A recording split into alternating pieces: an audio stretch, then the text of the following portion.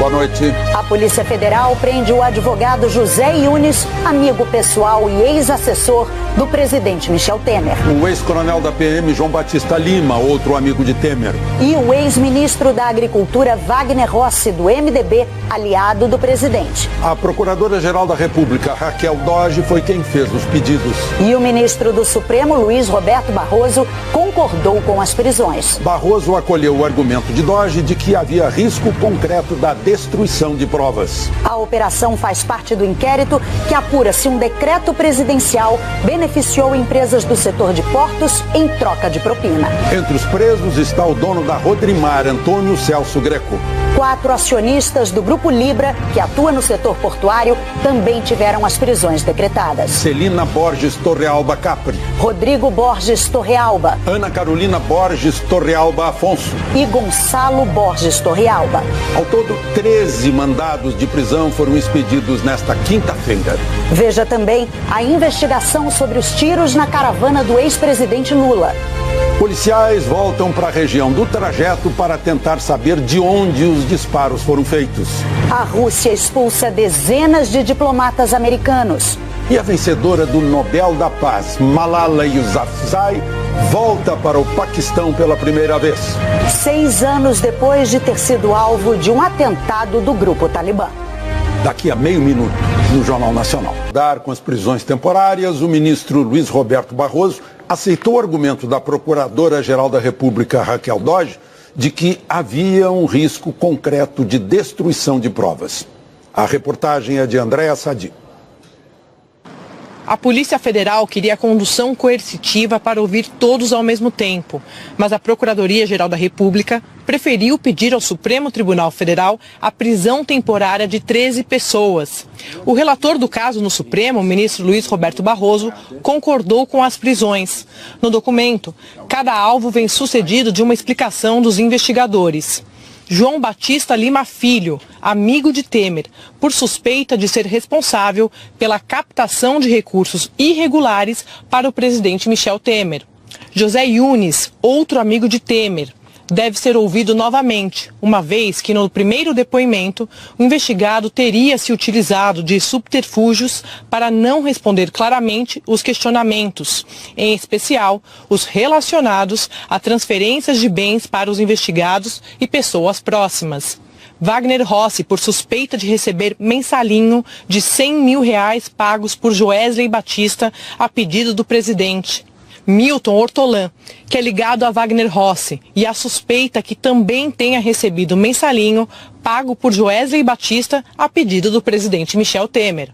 Antônio Celso Greco, presidente do Grupo Rodrimar, porque há suspeitas que seja o principal articulador entre empresários do setor portuário de Santos no interesse de sua empresa e agentes públicos envolvidos nos crimes investigados, inclusive proximidade com o presidente Michel Temer. Eduardo Luiz de Brito Neves, suposto responsável por apresentar Celso Greco, da Rodrimar, para o Coronel Lima, da Argeplan. Carlos Alberto Costa, sócio fundador da Argeplan, para prestar informações sobre a capacidade operacional da empresa, contratos com empresas no Porto de Santos, reais sócios formais e até mesmo sobre eventuais sócios ocultos. Carlos Alberto Costa Filho, filho de Carlos Alberto Costa e sócio de uma empresa que obteve contratos que somam mais de R$200 milhões com suspeita de favorecimento em função da proximidade do Coronel Lima com o presidente. Maria Heloísa Adenson Brito Neves, que pode esclarecer as condições do ingresso do Coronel Lima na Argeplan. Os investigadores querem ainda esclarecer os motivos para a doação eleitoral pessoal e do Grupo Libra, a Temer e ao MDB. 4 pessoas ligadas ao grupo são citadas com possível solicitação indevida de valores em troca de renovação de contratos de concessão em Santos. Por isso, também foram decretadas as prisões de Rodrigo Borges Torrealba, Ana Carolina Borges Torrealba Afonso, Gonçalo Borges Torrealba e Celina Borges Torrealba Capri. Os registros oficiais do Tribunal Superior Eleitoral mostram doações de pessoas ligadas ao Grupo Libra. Em 2014, Rodrigo Torrealba e Ana Carolina Torrealba doaram cada um R$500 mil para o PMDB. Zuleika Borges Torrealba, também ouvida hoje, doou 1 milhão ao partido. No mesmo ano, a direção nacional do PMDB repassou à campanha de Michel Temer, no dia 2 de outubro, 3,5 milhões de reais. O doador originário do dinheiro, registrado pelo PMDB, foi Rodrigo Borges Torrealba. Outro 1 milhão de reais, o valor doado por Zuleika, foi repassado pelo partido para diretórios regionais no Rio Grande do Norte e no Paraná. A Procuradoria afirma que há fortíssimos indícios de esquema contínuo de concessão de benefícios públicos em troca de recursos privados para fins pessoais e eleitorais que persistiria por mais de 20 anos no setor de portos. Na decisão de 14 páginas, Barroso disse que as medidas têm o objetivo de esclarecer pontos centrais da investigação, quanto à natureza, nexo de subordinação existente entre os envolvidos e, principalmente, se os investigados receberam vantagens indevidas como recompensa pela edição do Decreto dos Portos. Barroso autorizou buscas e apreensões e determinou que o Ministério Público Federal tenha acesso à contabilidade da Argeplan, empresa de João Batista Lima Filho. Lima é tratado pela Polícia Federal como figura importante no caso. O ministro citou a conclusão dos investigadores. A Argeplan, agora oficialmente com o investigado João Batista Lima Filho como sócio, tem se capitalizado por meio do recebimento de recursos provenientes de outras empresas, as interessadas na edição do denominado Decreto dos Portos, e distribuído tais recursos para os demais investigados. Barroso disse que as medidas se mostram imprescindíveis, tanto para viabilizar a análise de documentos em posse dos investigados, como para confrontar versões de declarações de investigações e depoimentos de testemunhas. A decisão mencionou a preocupação com o risco concreto de destruição de provas. Barroso listou elementos apresentados pelos investigadores, como uma planilha indicando possíveis pagamentos feitos por empresas portuárias.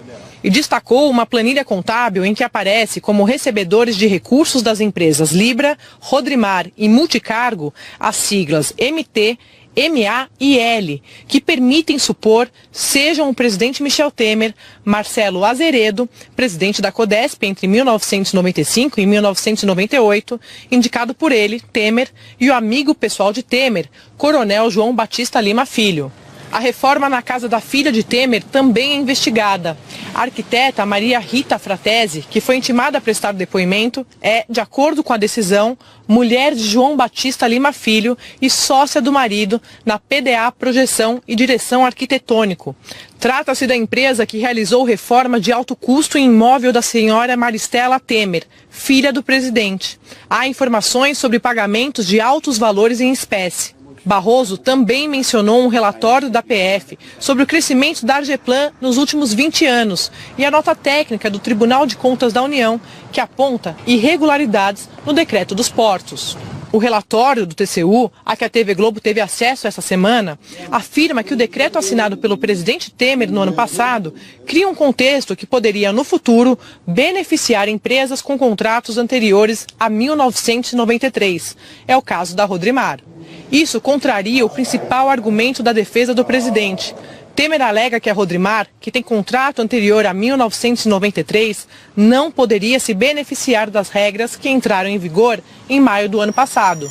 O inquérito apura suspeitas de pagamento de propina em troca da edição do Decreto dos Portos, que aumentou o prazo de concessão de áreas portuárias. Segundo os investigadores, pode beneficiar empresas do setor, como a Rodrimar.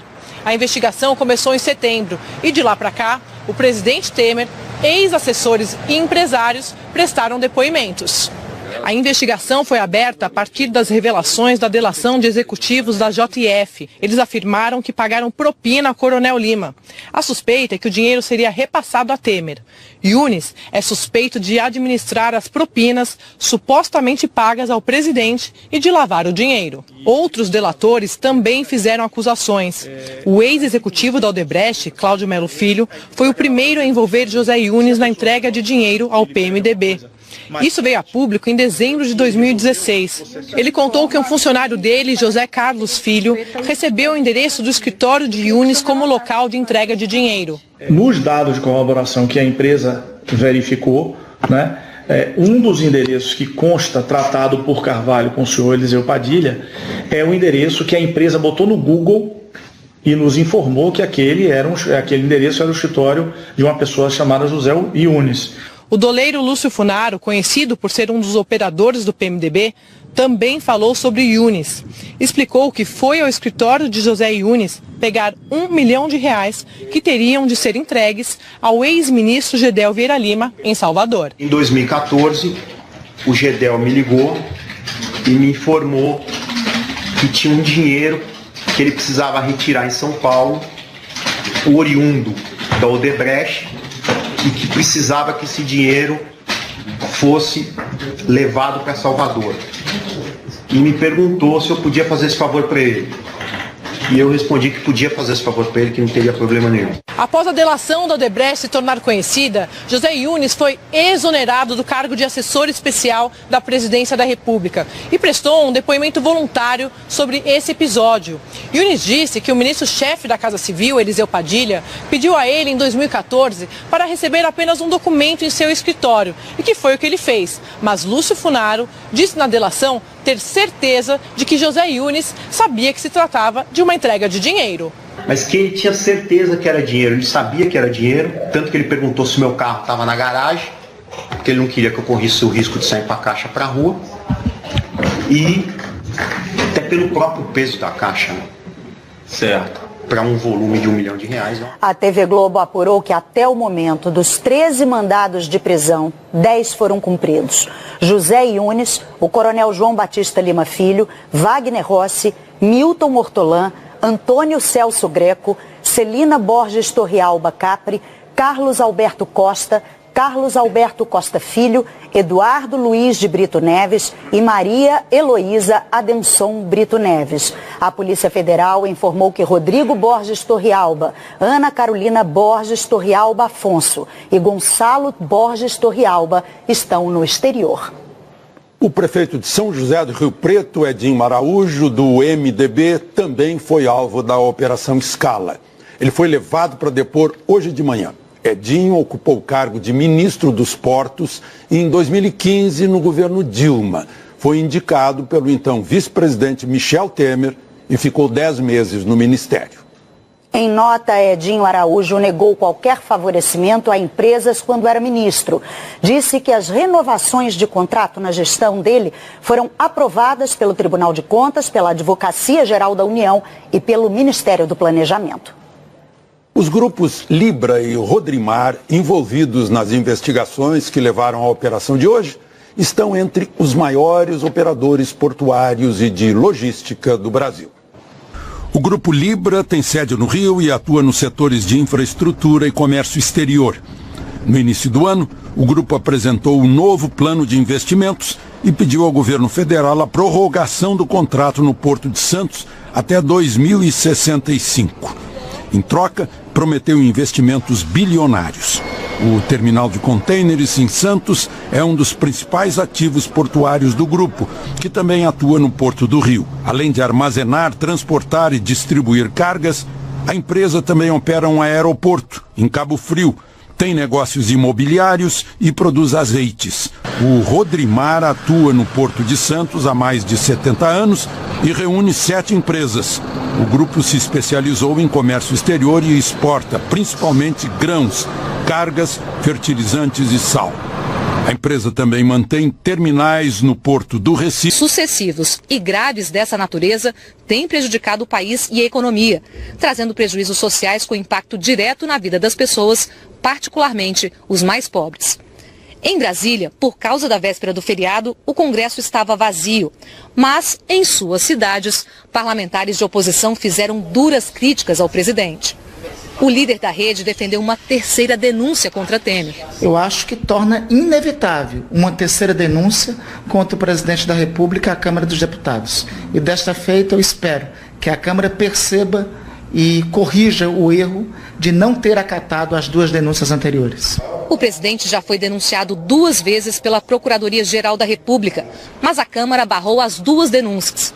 E já de olho nisso, o entorno do presidente começa a avaliar indicações para o comando da Comissão de Constituição e Justiça da Câmara, onde uma eventual terceira denúncia começaria a tramitar. No Rio Grande do Sul, o ministro Edson Fachin falou sobre a operação.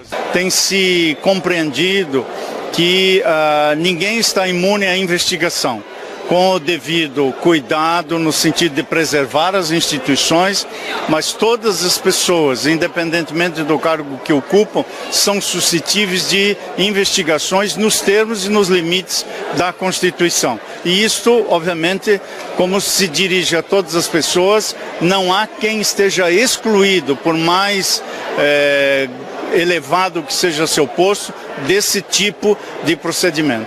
À tarde, Temer voltou a Brasília e chamou os ministros da Casa Civil, Eliseu Padilha, do Gabinete de Segurança Institucional, Sérgio Etchegoyen, e também da Secretaria de Governo, Carlos Marum, para uma reunião no Palácio do Planalto. Em conversas hoje, governistas tentaram politizar a operação, atribuir as medidas autorizadas por Barroso aos planos eleitorais de Temer. Conforme a investigação avança, integrantes do governo vêm intensificando esse discurso de críticas ao ministro. No início da noite, o ministro da Secretaria de Governo chamou os jornalistas.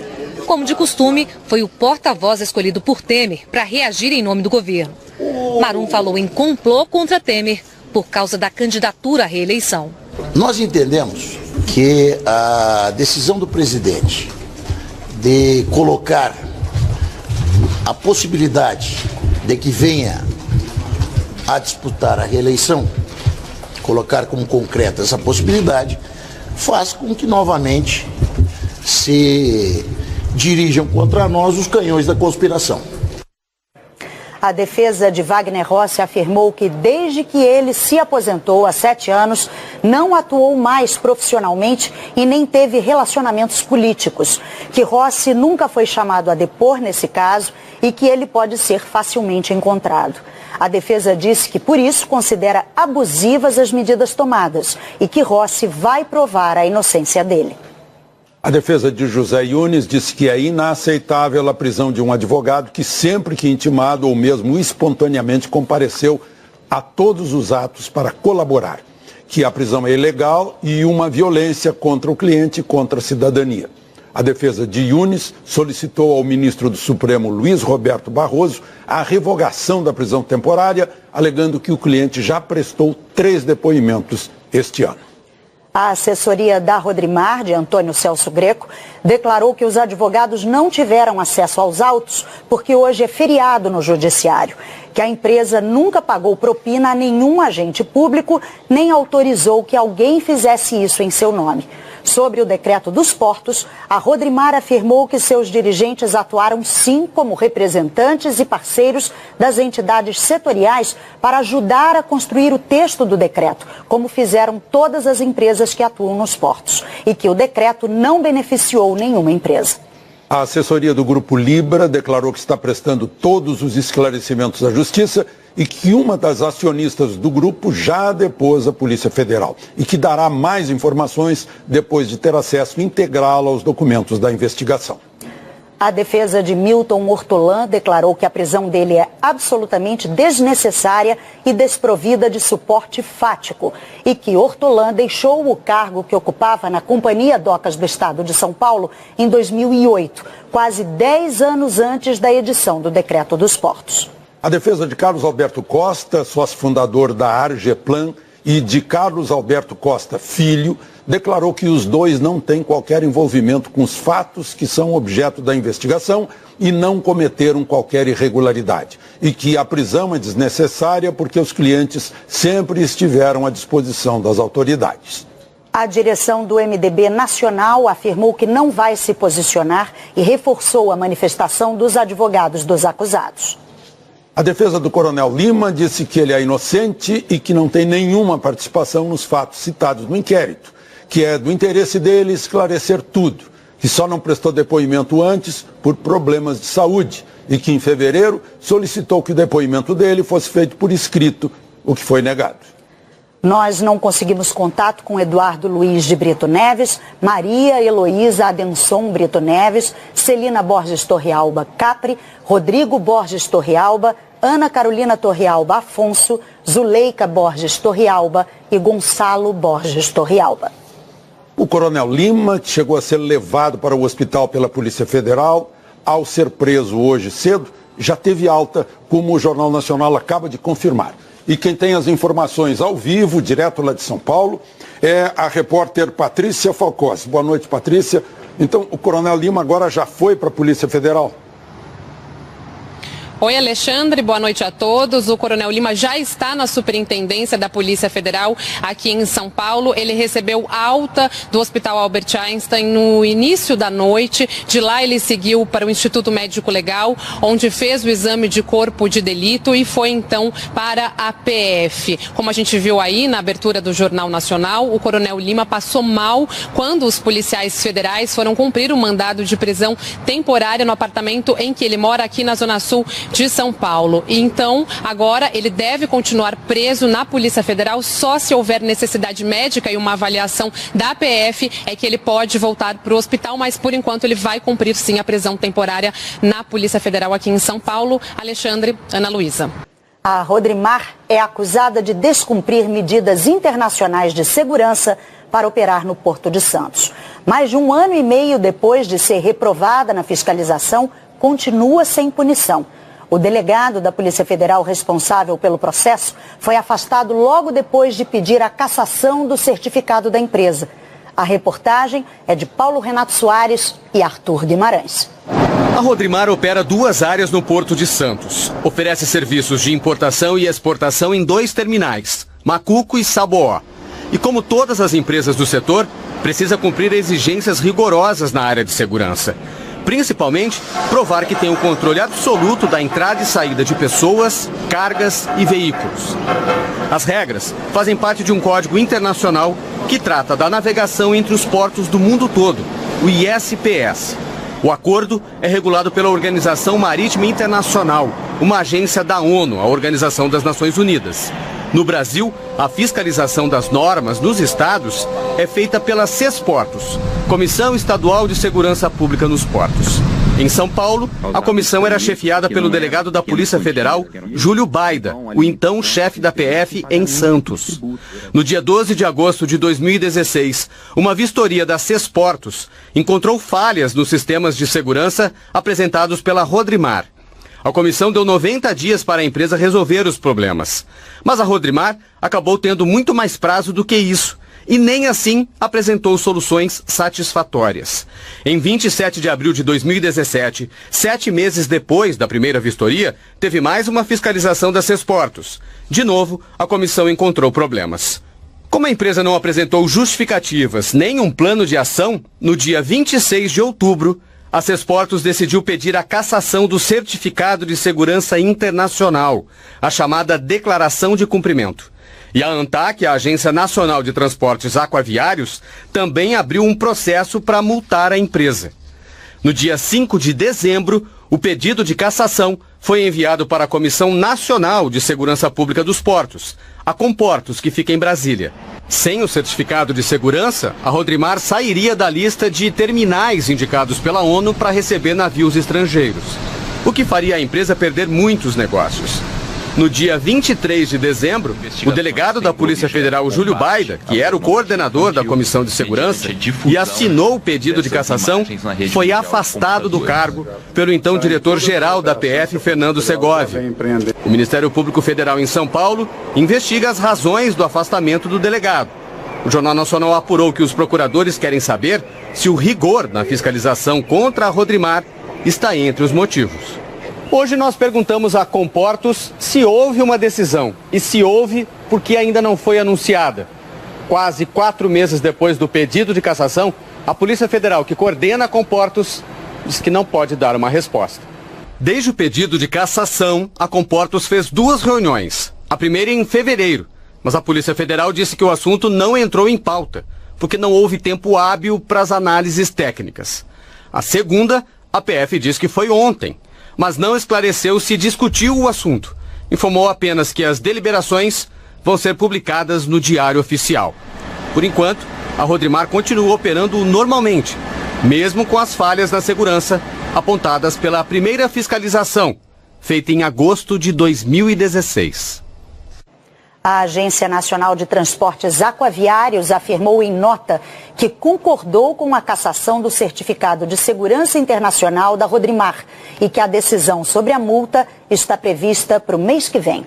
A assessoria da Rodrimar declarou que precisaria de mais tempo para dar detalhes sobre o processo, mas afirmou que o certificado de segurança internacional está válido.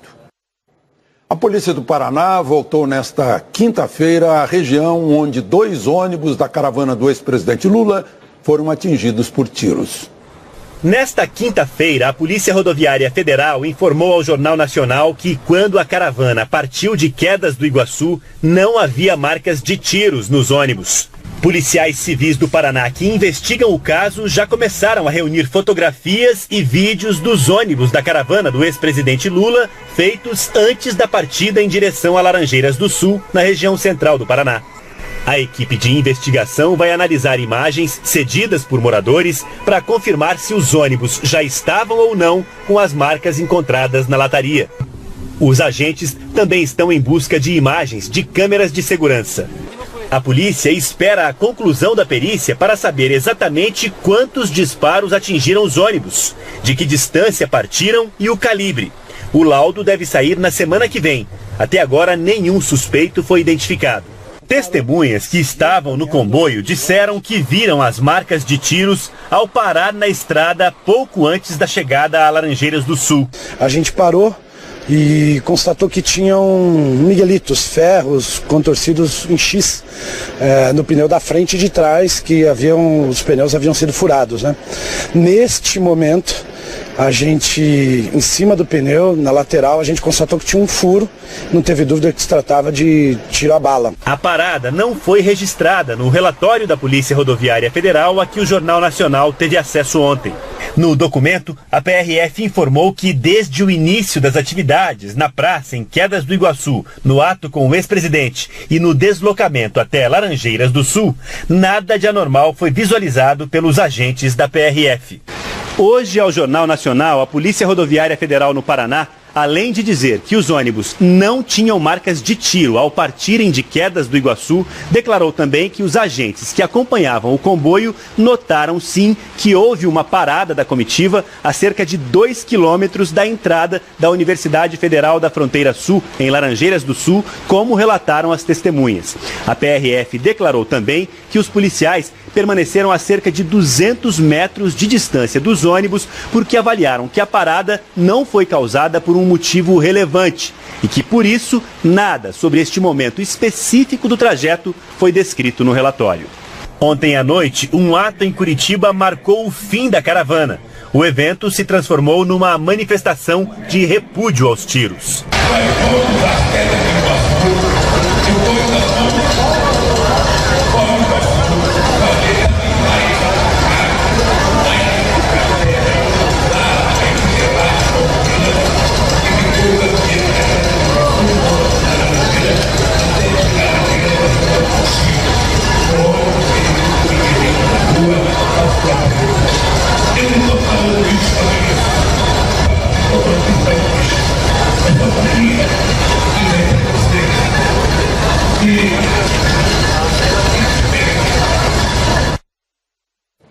Numa entrevista coletiva no fim da manhã de hoje, o PT do Paraná reclamou do policiamento durante a passagem da caravana pelo estado. O governador Beto Richa, do PSDB, disse que todo o policiamento e a segurança foram assegurados à caravana e ao ex-presidente Lula e que a Polícia Civil do Paraná vai continuar conduzindo as investigações com serenidade e toda a qualificação técnica necessária.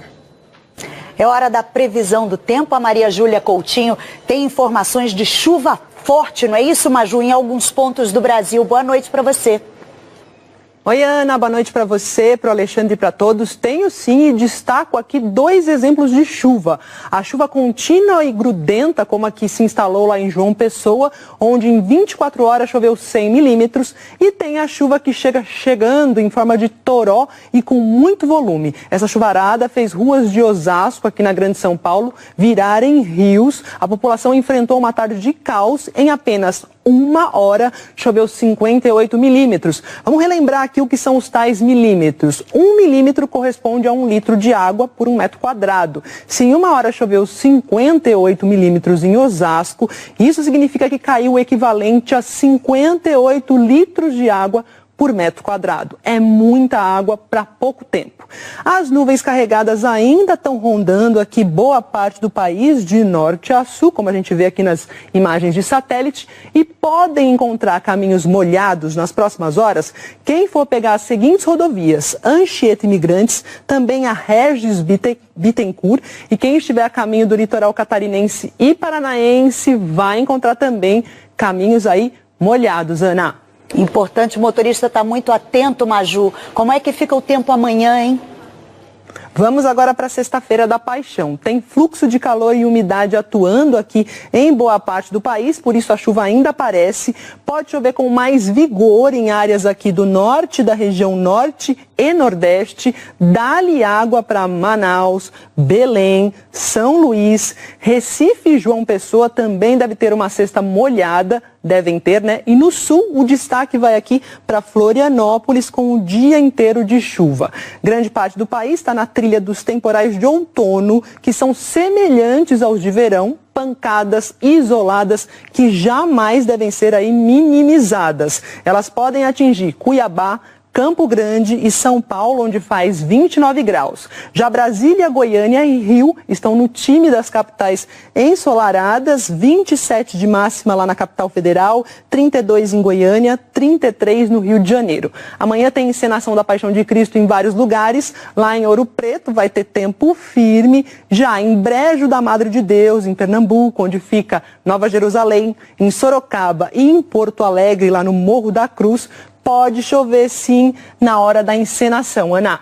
Tomara que não, né, Maju? Obrigada pelas informações. Até amanhã. Até amanhã. E essa água toda vai para hidrelétricas, né? A Agência Nacional de Energia Elétrica anunciou que a bandeira tarifária de abril vai continuar a ser verde. Ou seja, sem a cobrança extra nas contas de luz. Vai ser o 4º mês seguido com o sistema nessa cor, que indica condições favoráveis para a geração de energia. A Justiça de Cabo Verde, na África, condenou 3 brasileiros por tráfico internacional de drogas. Investigadores brasileiros afirmam que eles são inocentes. Foi pela internet que os parentes dos velejadores baianos acompanharam a divulgação da sentença. É muita expectativa, mas ao mesmo tempo é uma expectativa otimista. No fim de agosto do ano passado, os baianos Daniel Dantas e Rodrigo Dantas e o gaúcho Daniel Guerra foram presos na ilha de Cabo Verde, na África. Eles eram tripulantes de um veleiro que transportava mais de 1 tonelada de cocaína. Entraram na história atraídos por um site. A promessa era atravessar o Atlântico como navegadores de pouca experiência.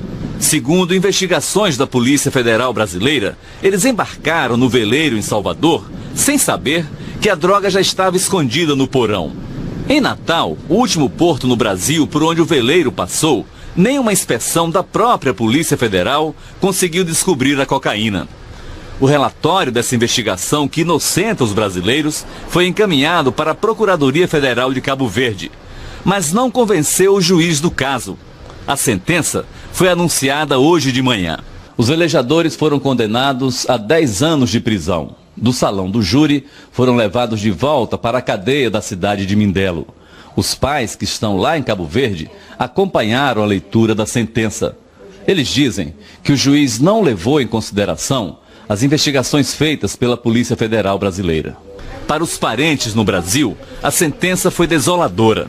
É muita dor, sabe? É muito desalento. A gente se sente impotente, realmente. Eu conversei com os pais de Rodrigo, o mais jovem dos 3 velejadores.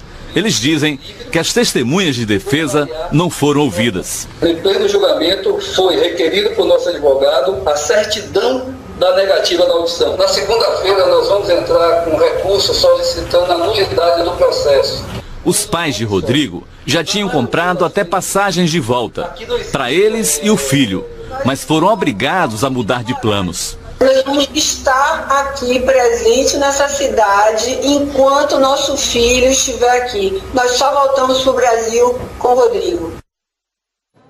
O Ministério das Relações Exteriores declarou que as representações brasileiras em Cabo Verde estão acompanhando o caso e prestando assistência às famílias. Venezuela, um incêndio deixou 68 mortos e dezenas de feridos depois de uma rebelião numa prisão em Valência, a 150 quilômetros da capital, Caracas. Do lado de fora da cadeia, parentes desesperados procuravam informações. Essa mãe queria saber sobre o filho. Não me disseram nada, não tenho informação dele. Não sei nada. Essa outra mulher reclamava. Eu não sei nada do meu irmão, dizem que tem mortos, queimados, feridos. Não se sabe se estão aqui, se estão no hospital, não se sabe nada. Não sabemos nada. A falta de informação gerou revolta e a polícia usou gás lacrimogênio contra as pessoas que esperavam em frente à cadeia.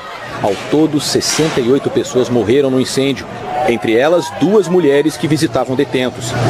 De acordo com as autoridades, houve uma rebelião na cadeia e os presos tomaram a arma de um policial, que acabou baleado. Depois, colocaram fogo em colchões. As chamas se espalharam e acabaram causando as mortes.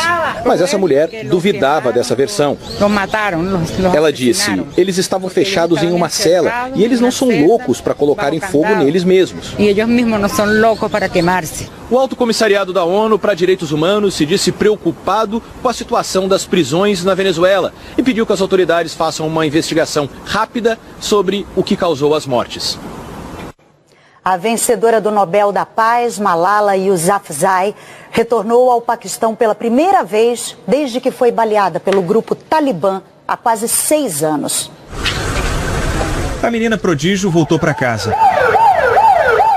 A última vez que Malala Yousafzai tinha ouvido as sirenes paquistanesas foi em 2012. Na época, ela tinha um blog onde defendia o direito à educação. Os extremistas do Talibã, que dominavam a região, proibiam as meninas de estudar. E no meio do caminho da escola, ela e 2 colegas sofreram um atentado. Uma bala entrou pelo olho esquerdo de Malala, viajou 45 centímetros até parar embaixo, no ombro. A menina e suas convicções sobreviveram. Malala se recuperou aqui no Reino Unido. Ela virou um ícone do direito à educação. Uma luta que deu a ela o Prêmio Nobel da Paz em 2014. E durante todos esses anos, Malala conta que só pensava em voltar para o Paquistão. Hoje ela apareceu emocionada no discurso à TV estatal paquistanesa. Lágrimas represadas por mais de 5 anos.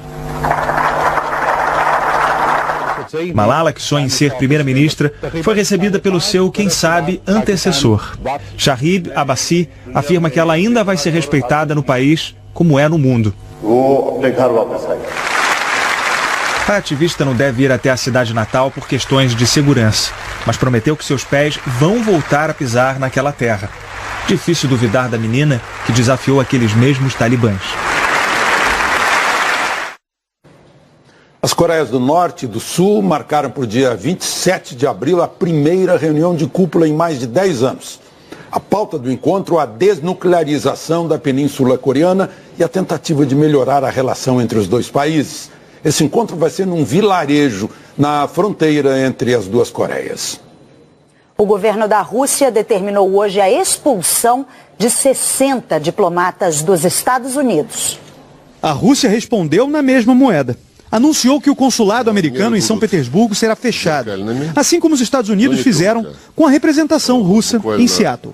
Também expulsou 60 diplomatas americanos, mesmo número de russos expulsos pelos Estados Unidos. O ministro das Relações Exteriores, Sergei Lavrov, ainda estabeleceu uma data para os diplomatas irem embora, 5 de abril. A medida também será aplicada contra todos os países que expulsaram diplomatas russos esta semana. São mais de 20 nações que apoiam o Reino Unido nas acusações de que a Rússia teria envenenado o ex-espião Sergei Skripal e a filha dele há um mês na cidade inglesa de Salisbury. Hoje, a imprensa britânica divulgou a notícia de que Yulia Skripal vem melhorando rapidamente. A filha do ex-espião russo estaria inclusive consciente e conversando. Yulia é testemunha-chave no caso que provocou essa grande crise diplomática mundial. As autoridades russas já pediram permissão aos britânicos para conversar com ela. Na França, o ex-presidente Nicolas Sarkozy vai ser julgado por corrupção e tráfico de influência. Ele é acusado de tentar influenciar um juiz para obter informações secretas de um processo. Essa denúncia surgiu depois que a Justiça gravou ligações do ex-presidente com o advogado dele para outra investigação, a de suspeita de financiamento ilegal da campanha de 2007. Sarkozy também foi indiciado nesse processo, acusado de receber 50 milhões de euros ilegalmente do governo líbio. E o Papa Francisco deu início às celebrações da Semana Santa. Quarto Papa a entrar na prisão de Regina Coeli, em Roma, Francisco convidou a todos para refletir sobre o gesto de humildade da Quinta-feira Santa, representado pela cerimônia do lava-pés. Se no curso da história tantos reis, imperadores, chefes de Estado tivessem entendido que lavando os pés de seus discípulos, Jesus mostrou que quem comanda deve servir, quantas guerras poderiam ter sido evitadas? O Papa Francisco lavou os pés de 12 presos de todos os continentes e de várias religiões. Também passou mais de meia hora na enfermaria com os prisioneiros doentes. A visita do Papa não pôde ser gravada. Antes, Francisco rezou a Missa da Crisma na Basílica de São Pedro, dando início às celebrações da Páscoa, e pediu aos sacerdotes que fiquem perto do povo. O Papa Francisco comentou com os presos sobre a sua catarata, doença no cristalino dos olhos que atrapalha a visão, e disse que no ano que vem poderá ser operado. Amanhã ele acompanha a Via Crucis no Coliseu e no domingo reza a Missa da Páscoa. Uma tradição de 273 anos da Semana Santa reuniu milhares de fiéis na cidade de Goiás. No primeiro minuto desta quinta-feira, as luzes da cidade se apagaram para dar início à procissão do fogaréu. Os fiéis encenaram os últimos momentos de Cristo antes da crucificação. A vereadora Marielle Franco e o motorista Anderson Gomes, assassinados no último dia 14 no Rio, receberam homenagem. Disse que as medidas se mostram imprescindíveis, tanto para viabilizar a análise de documentos em posse dos investigados, como para confrontar versões de declarações de investigações e depoimentos de testemunhas. A decisão mencionou a preocupação com o risco concreto de destruição de provas. Barroso listou elementos apresentados pelos investigadores, como uma planilha indicando possíveis pagamentos feitos por empresas portuárias. E destacou uma planilha contábil em que aparece como recebedores de recursos das empresas Libra, Rodrimar e Multicargo as siglas MT, MA e L, que permitem supor sejam o presidente Michel Temer, Marcelo Azeredo, presidente da Codesp entre 1995 e 1998, indicado por ele, Temer, e o amigo pessoal de Temer, Coronel João Batista Lima Filho. A reforma na casa da filha de Temer também é investigada. A arquiteta Maria Rita Fratesi, que foi intimada a prestar depoimento, é, de acordo com a decisão, mulher de João Batista Lima Filho e sócia do marido na PDA Projeção e Direção Arquitetônico. Trata-se da empresa que realizou reforma de alto custo em imóvel da senhora Maristela Temer, filha do presidente. Há informações sobre pagamentos de altos valores em espécie. Barroso também mencionou um relatório da PF sobre o crescimento da Argeplan nos últimos 20 anos e a nota técnica do Tribunal de Contas da União, que aponta irregularidades no decreto dos portos. O relatório do TCU, a que a TV Globo teve acesso essa semana, afirma que o decreto assinado pelo presidente Temer no ano passado cria um contexto que poderia, no futuro, beneficiar empresas com contratos anteriores a 1993. É o caso da Rodrimar. Isso contraria o principal argumento da defesa do presidente. Temer alega que a Rodrimar, que tem contrato anterior a 1993, não poderia se beneficiar das regras que entraram em vigor em maio do ano passado. O inquérito apura suspeitas de pagamento de propina em troca da edição do Decreto dos Portos, que aumentou o prazo de concessão de áreas portuárias. Segundo os investigadores, pode beneficiar empresas do setor, como a Rodrimar. A investigação começou em setembro e de lá para cá, o presidente Temer, ex-assessores e empresários prestaram depoimentos. A investigação foi aberta a partir das revelações da delação de executivos da JF. Eles afirmaram que pagaram propina a Coronel Lima. A suspeita é que o dinheiro seria repassado a Temer. Yunis é suspeito de administrar as propinas supostamente pagas ao presidente e de lavar o dinheiro. Outros delatores também fizeram acusações. O ex-executivo da Odebrecht, Cláudio Melo Filho, foi o primeiro a envolver José Yunis na entrega de dinheiro ao PMDB. Isso veio a público em dezembro de 2016. Fronteira entre as duas Coreias. O governo da Rússia determinou hoje a expulsão de 60 diplomatas dos Estados Unidos. A Rússia respondeu na mesma moeda. Anunciou que o consulado americano em São Petersburgo será fechado, assim como os Estados Unidos fizeram com a representação russa em Seattle. Também expulsou 60 diplomatas americanos, mesmo número de russos expulsos pelos Estados Unidos. O ministro das Relações Exteriores, Sergei Lavrov, ainda estabeleceu uma data para os diplomatas irem embora, 5 de abril. A medida também será aplicada contra todos os países que expulsaram diplomatas russos esta semana. São mais de 20 nações que apoiam o Reino Unido nas acusações de que a Rússia teria envenenado o ex-espião Sergei Skripal e a filha dele há um mês na cidade inglesa de Salisbury.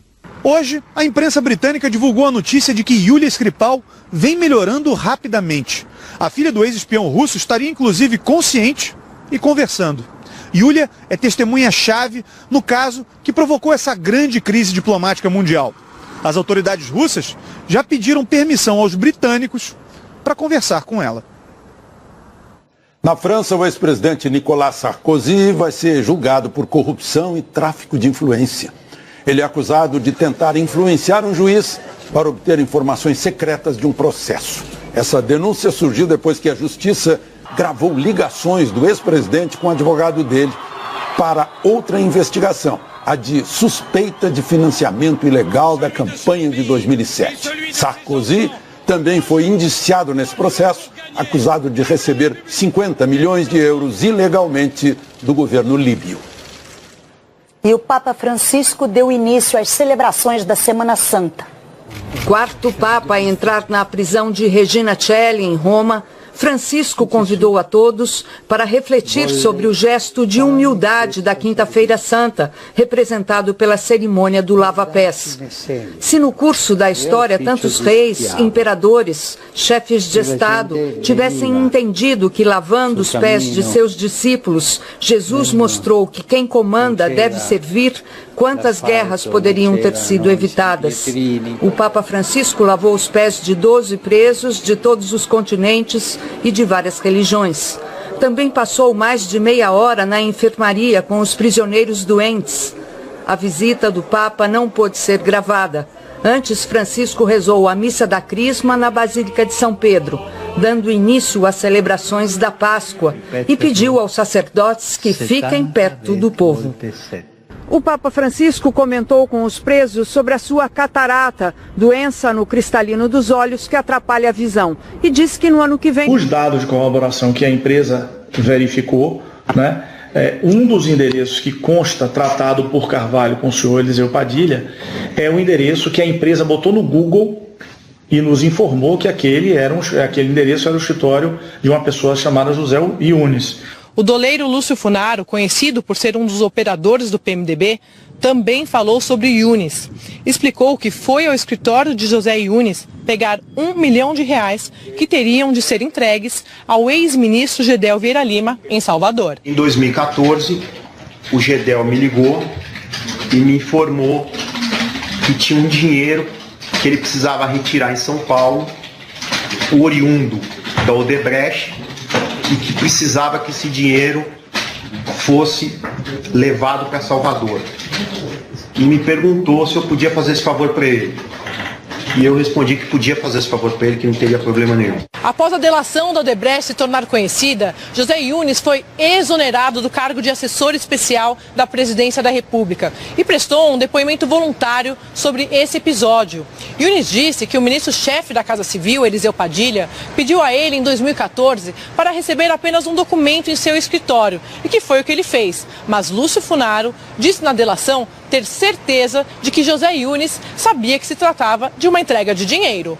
mas que ele tinha certeza que era dinheiro, ele sabia que era dinheiro, tanto que ele perguntou se meu carro estava na garagem, porque ele não queria que eu corresse o risco de sair para a caixa para a rua, e até pelo próprio peso da caixa, né? Certo. Para um volume de R$1 milhão. Não? A TV Globo apurou que até o momento dos 13 mandados de prisão, 10 foram cumpridos.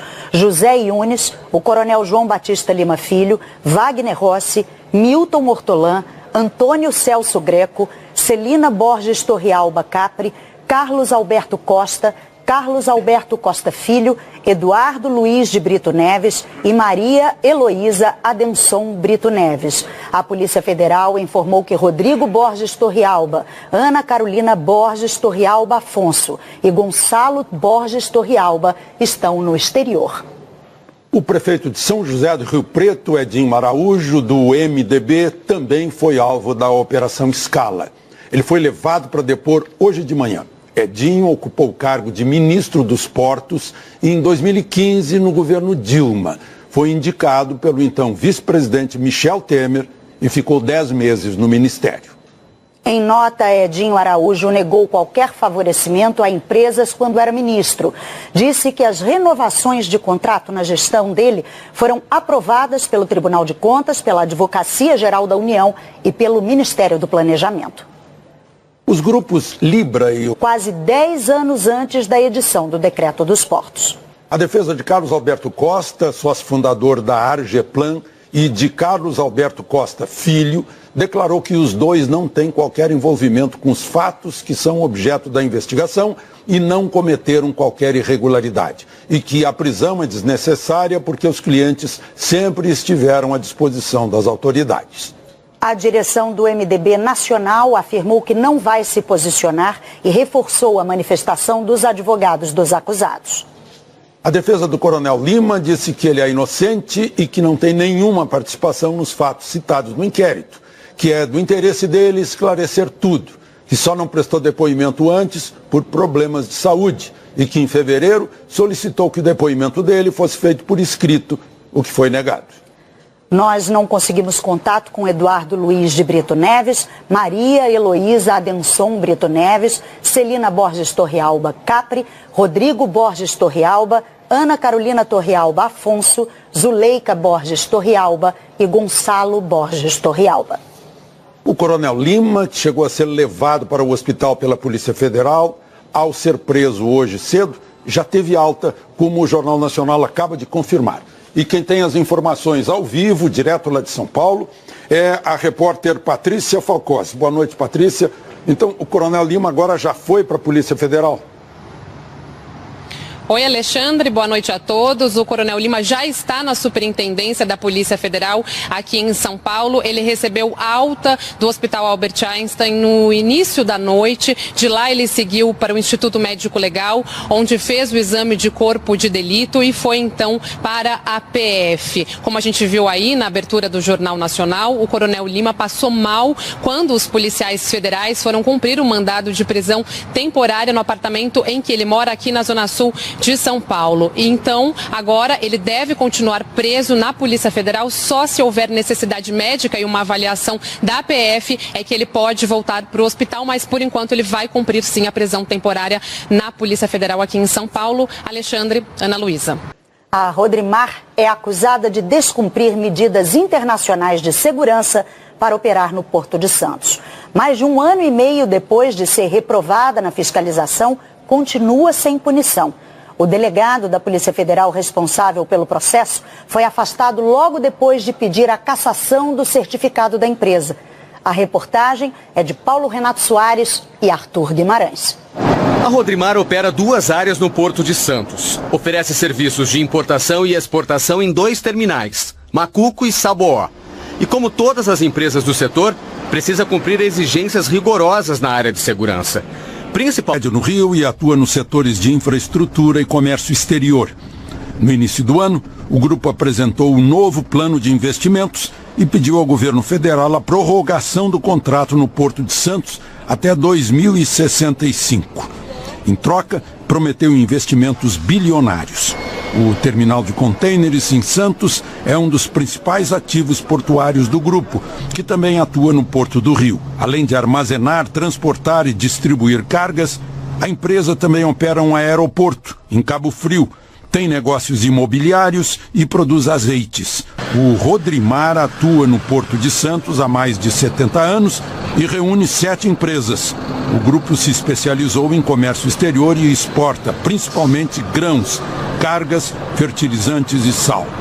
A empresa também mantém terminais no Porto do Recife. Sucessivos e graves dessa natureza têm prejudicado o país e a economia, trazendo prejuízos sociais com impacto direto na vida das pessoas, particularmente os mais pobres. Em Brasília, por causa da véspera do feriado, o Congresso estava vazio. Mas, em suas cidades, parlamentares de oposição fizeram duras críticas ao presidente. O líder da rede defendeu uma terceira denúncia contra Temer. Eu acho que torna inevitável uma terceira denúncia contra o presidente da República à Câmara dos Deputados. E desta feita eu espero que a Câmara perceba e corrija o erro de não ter acatado as 2 denúncias anteriores. O presidente já foi denunciado 2 vezes pela Procuradoria-Geral da República, mas a Câmara barrou as 2 denúncias. E já de olho nisso, o entorno do presidente começa a avaliar indicações para o comando da Comissão de Constituição e Justiça da Câmara, onde uma eventual terceira denúncia começaria a tramitar. No Rio Grande do Sul, o ministro Edson Fachin falou sobre a operação. Tem se compreendido que ninguém está imune à investigação, com o devido cuidado no sentido de preservar as instituições, mas todas as pessoas, independentemente do cargo que ocupam, são suscetíveis de investigações nos termos e nos limites da Constituição. E isto, obviamente, como se dirige a todas as pessoas, não há quem esteja excluído, por mais elevado que seja seu posto, desse tipo de procedimento. À tarde, Temer voltou a Brasília e chamou os ministros da Casa Civil, Eliseu Padilha, do Gabinete de Segurança Institucional, Sérgio Etchegoyen, e também da Secretaria de Governo, Carlos Marum, para uma reunião no Palácio do Planalto. Em conversas hoje, governistas tentaram politizar a operação, atribuir as medidas autorizadas por Barroso aos planos eleitorais de Temer. Conforme a investigação avança, integrantes do governo vêm intensificando esse discurso de críticas ao ministro. Rebelião na cadeia e os presos tomaram a arma de um policial, que acabou baleado. Depois, colocaram fogo em colchões. As chamas se espalharam e acabaram causando as mortes. Mas essa mulher duvidava dessa versão. Ela disse, eles estavam fechados em uma cela e eles não são loucos para colocarem fogo neles mesmos. E eles mesmos não são loucos para queimar-se. O Alto Comissariado da ONU para Direitos Humanos se disse preocupado com a situação das prisões na Venezuela e pediu que as autoridades façam uma investigação rápida sobre o que causou as mortes. A vencedora do Nobel da Paz, Malala Yousafzai, retornou ao Paquistão pela primeira vez desde que foi baleada pelo grupo Talibã há quase 6 anos. A menina prodígio voltou para casa. A última vez que Malala Yousafzai tinha ouvido as sirenes paquistanesas foi em 2012. Na época, ela tinha um blog onde defendia o direito à educação. Os extremistas do Talibã que dominavam a região proibiam as meninas de estudar. E no meio do caminho da escola, ela e 2 colegas sofreram um atentado. Uma bala entrou pelo olho esquerdo de Malala, viajou 45 centímetros até parar embaixo, no ombro. A menina e suas convicções sobreviveram. Malala se recuperou aqui no Reino Unido. Ela virou um ícone do direito à educação. Uma luta que deu a ela o Prêmio Nobel da Paz em 2014. E durante todos esses anos, Malala conta que só pensava em voltar para o Paquistão. Hoje ela apareceu emocionada no discurso à TV estatal paquistanesa. Lágrimas represadas por mais de 5 anos. Malala, que sonha em ser primeira-ministra, foi recebida pelo seu, quem sabe, antecessor. Shahid Abbasi afirma que ela ainda vai ser respeitada no país como é no mundo. A ativista não deve ir até a cidade natal por questões de segurança, mas prometeu que seus pés vão voltar a pisar naquela terra. Difícil duvidar da menina que desafiou aqueles mesmos talibãs.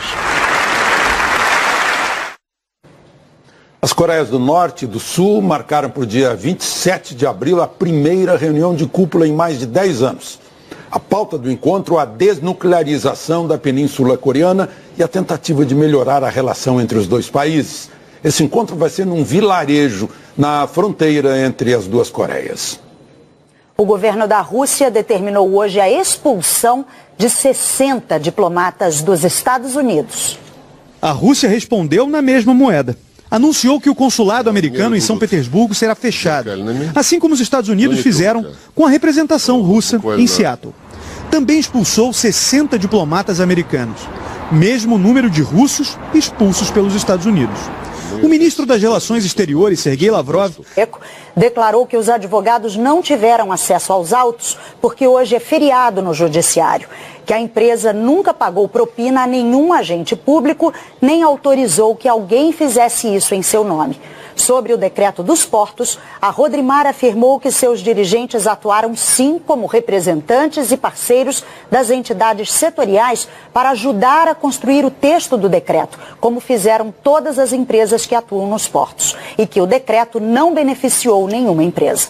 A assessoria do Grupo Libra declarou que está prestando todos os esclarecimentos à Justiça e que uma das acionistas do grupo já depôs a Polícia Federal e que dará mais informações depois de ter acesso integral aos documentos da investigação. A defesa de Milton Ortolan declarou que a prisão dele é absolutamente desnecessária e desprovida de suporte fático e que Ortolan deixou o cargo que ocupava na Companhia Docas do Estado de São Paulo em 2008, quase 10 anos antes da edição do Decreto dos Portos. A defesa de Carlos Alberto Costa, sócio fundador da Argeplan, e de Carlos Alberto Costa Filho, declarou que os dois não têm qualquer envolvimento com os fatos que são objeto da investigação e não cometeram qualquer irregularidade. E que a prisão é desnecessária porque os clientes sempre estiveram à disposição das autoridades. A direção do MDB Nacional afirmou que não vai se posicionar e reforçou a manifestação dos advogados dos acusados. A defesa do Coronel Lima disse que ele é inocente e que não tem nenhuma participação nos fatos citados no inquérito, que é do interesse dele esclarecer tudo, que só não prestou depoimento antes por problemas de saúde e que em fevereiro solicitou que o depoimento dele fosse feito por escrito, o que foi negado. Nós não conseguimos contato com Eduardo Luiz de Brito Neves, Maria Heloísa Adenson Brito Neves, Celina Borges Torrealba Capri, Rodrigo Borges Torrealba, Ana Carolina Torrealba Afonso, Zuleika Borges Torrealba e Gonçalo Borges Torrealba.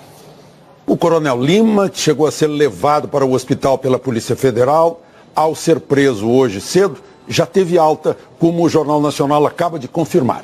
E quem tem as informações ao vivo, direto lá de São Paulo, é a repórter Patrícia Falcosi. Boa noite, Patrícia. Então, o Coronel Lima agora já foi para a Polícia Federal? Oi, Alexandre, boa noite a todos. O Coronel Lima já está na Superintendência da Polícia Federal aqui em São Paulo. Ele recebeu alta do Hospital Albert Einstein no início da noite. De lá ele seguiu para o Instituto Médico Legal, onde fez o exame de corpo de delito e foi então para a PF. Como a gente viu aí na abertura do Jornal Nacional, o Coronel Lima passou mal quando os policiais federais foram... 50 quilômetros da capital, Caracas. Do lado de fora da cadeia, parentes desesperados procuravam informações. Essa mãe queria saber sobre o filho. Não me disseram nada, não tenho informação dele. Não sei nada. Essa outra mulher reclamava. Eu não sei nada do meu irmão, dizem que tem mortos, queimados, feridos. Não se sabe se estão aqui, se estão no hospital, não se sabe nada. Não sabemos nada. A falta de informação gerou revolta e a polícia usou gás lacrimogênio contra as pessoas que esperavam em frente à cadeia. Ao todo, 68 pessoas morreram no incêndio, entre elas 2 mulheres que visitavam detentos. De acordo com as autoridades, houve uma rebelião na cadeia e os presos tomaram a arma de um policial, que acabou baleado. Depois, colocaram fogo em colchões. As chamas se espalharam e acabaram causando as mortes. Mas essa mulher duvidava dessa versão.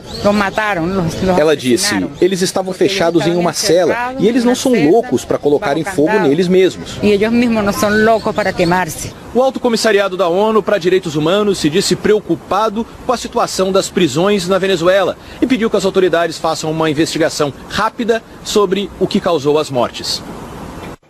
A vencedora do Nobel da Paz, Malala Yousafzai, retornou ao Paquistão pela primeira vez desde que foi baleada pelo grupo Talibã há quase 6 anos. A menina prodígio voltou para casa. A última vez que Malala Yousafzai tinha ouvido as sirenes paquistanesas foi em 2012. Na época, ela tinha um blog onde defendia o direito à educação. Os extremistas do Talibã, que dominavam a região, proibiam as meninas de estudar. E no meio do caminho da escola, ela e 2 colegas sofreram um atentado. Uma bala entrou pelo olho esquerdo de Malala, viajou 45 centímetros até parar embaixo, no ombro. A menina e suas convicções sobreviveram. Malala se recuperou aqui no Reino Unido. Ela virou um ícone do direito à educação. Uma luta que deu a ela o Prêmio Nobel da Paz em 2014. E durante todos esses anos, Malala conta que só pensava em voltar para o Paquistão. Hoje ela apareceu emocionada no discurso à TV estatal paquistanesa. Lágrimas represadas por mais de 5 anos. Malala, que sonha em ser primeira-ministra, foi recebida pelo seu, quem sabe, antecessor. Shahid Abbasi afirma que ela ainda vai ser respeitada no país como é no mundo. A ativista não deve ir até a cidade natal por questões de segurança, mas prometeu que seus pés vão voltar a pisar naquela terra. Difícil duvidar da menina que desafiou aqueles mesmos talibãs. As Coreias do Norte e do Sul marcaram para o dia 27 de abril a primeira reunião de incêndio. Entre elas, 2 mulheres que visitavam detentos. De acordo com as autoridades, houve uma rebelião na cadeia e os presos tomaram a arma de um policial, que acabou baleado. Depois, colocaram fogo em colchões. As chamas se espalharam e acabaram causando as mortes. Mas essa mulher duvidava dessa versão. Ela disse, eles estavam fechados em uma cela e eles não são loucos para colocarem fogo neles mesmos. E eles mesmos não são loucos para queimar-se. O Alto Comissariado da ONU para Direitos Humanos se disse preocupado com a situação das prisões na Venezuela e pediu que as autoridades façam uma investigação rápida sobre o que causou as mortes. A vencedora do Nobel da Paz, Malala Yousafzai, retornou ao Paquistão pela primeira vez desde que foi baleada pelo grupo Talibã há quase 6 anos. A menina prodígio voltou para casa. A última vez que Malala Yousafzai tinha ouvido as sirenes paquistanesas foi em 2012. Na época, ela tinha um blog onde defendia o direito à educação. Os extremistas do Talibã, que dominavam a região, proibiam as meninas de estudar. E no meio do caminho da escola, ela e 2 colegas sofreram um atentado. Uma bala entrou pelo olho esquerdo de Malala, viajou 45 centímetros até parar embaixo, no ombro. A menina e suas convicções sobreviveram. Malala se recuperou aqui no Reino Unido. Ela virou um ícone do direito à educação. Uma luta que deu a ela o Prêmio Nobel da Paz em 2014. E durante todos esses anos, Malala conta que só pensava em voltar para o Paquistão. Hoje ela apareceu emocionada no discurso à TV estatal paquistanesa. Lágrimas represadas por mais de 5 anos. Malala, que sonha em ser primeira-ministra, foi recebida pelo seu, quem sabe, antecessor. Shahid Abbasi afirma que ela ainda vai ser respeitada no país como é no mundo. A ativista não deve ir até a cidade natal por questões de segurança, mas prometeu que seus pés vão voltar a pisar naquela terra. Difícil duvidar da menina que desafiou aqueles mesmos talibãs. As Coreias do Norte e do Sul marcaram para o dia 27 de abril a primeira reunião de cúpula em mais de 10 anos. A pauta do encontro, a desnuclearização da Península Coreana e a tentativa de melhorar a relação entre os 2 países. Esse encontro vai ser num vilarejo na fronteira entre as 2 Coreias. O governo da Rússia determinou hoje a expulsão de 60 diplomatas dos Estados Unidos. A Rússia respondeu na mesma moeda. Anunciou que o consulado americano em São Petersburgo será fechado, assim como os Estados Unidos fizeram com a representação russa em Seattle. Também expulsou 60 diplomatas americanos. Pela Polícia Federal, ao ser preso hoje cedo, já teve alta, como o Jornal Nacional acaba de confirmar. E quem tem as informações ao vivo, direto lá de São Paulo, é a repórter Patrícia Falcosi. Boa noite, Patrícia. Então, o Coronel Lima agora já foi para a Polícia Federal? Oi, Alexandre, boa noite a todos. O Coronel Lima já está na Superintendência da Polícia Federal aqui em São Paulo. Ele recebeu alta do Hospital Albert Einstein no início da noite. De lá ele seguiu para o Instituto Médico Legal, onde fez o exame de corpo de delito e foi então para a PF. Como a gente viu aí na abertura do Jornal Nacional, o Coronel Lima passou mal quando os policiais federais foram cumprir o mandado de prisão temporária no apartamento em que ele mora aqui na Zona Sul de São Paulo. E então, agora ele deve continuar preso na Polícia Federal, só se houver necessidade médica e uma avaliação da PF é que ele pode voltar para o hospital, mas por enquanto ele vai cumprir sim a prisão temporária na Polícia Federal aqui em São Paulo. Alexandre, Ana Luísa. A Rodrimar é acusada de descumprir medidas internacionais de segurança para operar no Porto de Santos. Mais de 1 ano e meio depois de ser reprovada na fiscalização, continua sem punição. O delegado da Polícia Federal responsável pelo processo foi afastado logo depois de pedir a cassação do certificado da empresa. A reportagem é de Paulo Renato Soares e Arthur Guimarães. A Rodrimar opera 2 áreas no Porto de Santos. Oferece serviços de importação e exportação em 2 terminais, Macuco e Saboó. E como todas as empresas do setor, precisa cumprir exigências rigorosas na área de segurança. Principalmente, provar que tem o controle absoluto da entrada e saída de pessoas, cargas e veículos. As regras fazem parte de um código internacional que trata da navegação entre os portos do mundo todo, o ISPS. O acordo é regulado pela Organização Marítima Internacional, uma agência da ONU, a Organização das Nações Unidas. No Brasil, a fiscalização das normas nos estados é feita pela Sesportos, Comissão Estadual de Segurança Pública nos Portos. Em São Paulo, a comissão era chefiada pelo delegado da Polícia Federal, Júlio Baida, o então chefe da PF em Santos.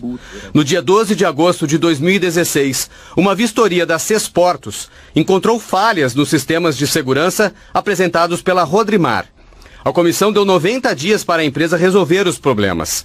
Mas a Rodrimar acabou tendo muito mais prazo do que isso e nem assim apresentou soluções satisfatórias. Em 27 de abril de 2017, 7 meses depois da primeira vistoria, teve mais uma fiscalização da Sesportos. De novo, a comissão encontrou problemas. Como a empresa não apresentou justificativas nem um plano de ação, no dia 26 de outubro,